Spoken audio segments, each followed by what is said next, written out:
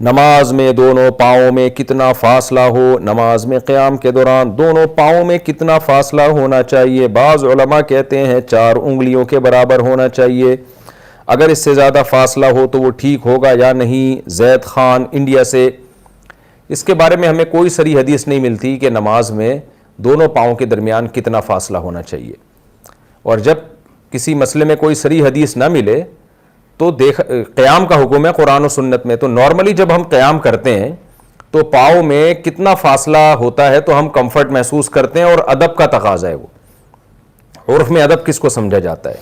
تو نارملی ایسا ہی ہے جو مشاہدے میں ہے کہ جب آپ نارملی کسی کے پاس سامنے کھڑے ہوتے ہیں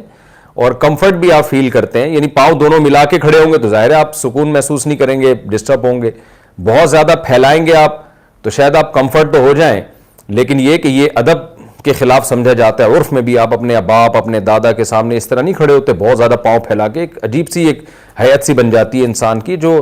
ادب کے مطابق نہیں ہے، تو اس لیے ایسے کھڑے ہونا چاہیے کہ دونوں پاؤں کے درمیان آپ کی باڈی کے حساب سے درمیانہ فاصلہ ہو، تو جس کی باڈی چوڑی ہے ظاہر ہے وہ تھوڑا سا پاؤں کھلے ہوں گے، جس کی جو بالکل دبلس ہے اس کے پاؤں میں فاصلہ کم ہوگا، تو ایک درمیانے درجے کی باڈی جس کی ہوتی ہے اس کے لیے کہا ہے کہ بھئی ایک بالش کا فاصلہ ہو، لیکن یہ کوئی متعین نہیں ہے، آپ اپنے حساب سے، یعنی آپ کے کندھے اور آپ کے جو ٹانگیں ہیں پاؤں ہیں ایک ہی سیدھ میں آئیں، کم از کم یہ ہونا چاہیے، تو اس سے ایک انسان کی ایک حیت لگتی ہے کہ ادب سے کھڑا ہوا ہے۔ اچھا، بعض لوگ یہ استدلال کرتے ہیں کہ ٹانگیں چوڑی کرنی چاہیے، اور وہ حدیث پیش کرتے ہیں کہ نبی صلی اللہ علیہ وسلم نے الصاق الکعب بالکعب، یعنی ٹخنوں کو ٹخنے سے ملانے کا حکم دیا ہے، تو خوب سمجھ لیں حدیث کا وہ مفہوم لیا جائے گا جس پر امت کا تواتر سے عمل ہو، صدیوں سے عمل چلتا آ رہا ہو، تو صدیوں سے جو عمل چلتا آ رہا ہے وہ یہ نہیں ہے کہ ٹخنوں سے ٹخنے ملائے جائیں، اس حدیث کا مطلب یہ ہے کہ ٹخنے ٹخنوں کے پیرالل ہو جائیں، ان کے لیول میں آ جائیں۔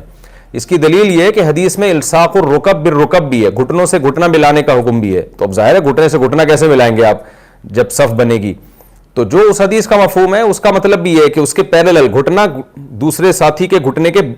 لیول پہ آ جائے، تو یہاں بھی ٹخنوں کا مطلب یہ ہے کہ ٹخنا ٹخنے کے لیول پہ آ جائے، تو آپ ٹخنا ملا نہیں سکتے۔ ویسے بھی حقیقت یہ ہے کہ جب آپ ایسے ٹانگیں چوڑی کر کے کھڑے ہوتے ہیں تو ٹخنا ملتا پھر بھی نہیں ہے، آپ کی ایڑیاں تو مل رہی ہوتی ہیں، تو اس لیے نارمل جو طریقہ ہمیشہ سے صدیوں سے متواتر چلا آ رہا ہے سینہ بسینہ، وہ یہی طریقہ ہے کہ کندھوں سے کندھا ملایا جائے اور پاؤں ہر آدمی کے نارمل جتنے ایک عام آدمی کھڑے ہوتا ہے اسی طرح سے ہو۔